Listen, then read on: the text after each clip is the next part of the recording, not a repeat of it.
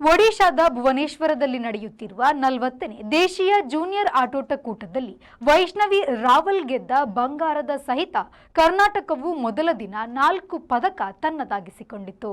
ಭುವನೇಶ್ವರದ ಕಳಿಂಗ ಕ್ರೀಡಾಂಗಣದಲ್ಲಿ 20 ವರ್ಷದೊಳಗಿನವರ ಹೆಣ್ಣು ಮಕ್ಕಳ 1500 ಮೀಟರ್ ಓಟದಲ್ಲಿ ವೈಷ್ಣವಿ ರಾವಲ್ ಸ್ವರ್ಣ ಪದಕ ಗೆದ್ರು.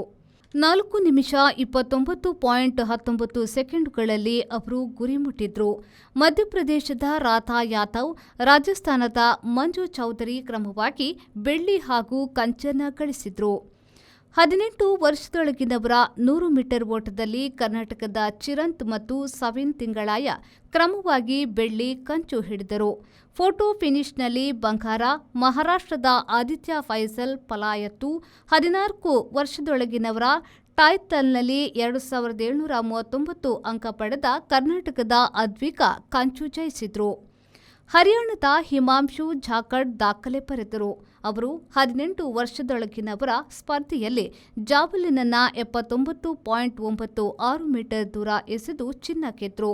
ಆ ಮೂಲಕ ಅವರು 20 ವರ್ಷದೊಳಗಿನವರ ವಿಶ್ವ ಚಾಂಪಿಯನ್ಶಿಪ್ಗೆ ಅರ್ಹತೆಯನ್ನ ಪಡೆದರು. ಅಲ್ಲದೆ ನೀರಜ್ ಚೋಪ್ರಾರ ಈಟಿ ಎಸೆತದ 76.50 ಮೀಟರ್ ಕೂಟ ದಾಖಲೆಯನ್ನ ಮುರಿದರು.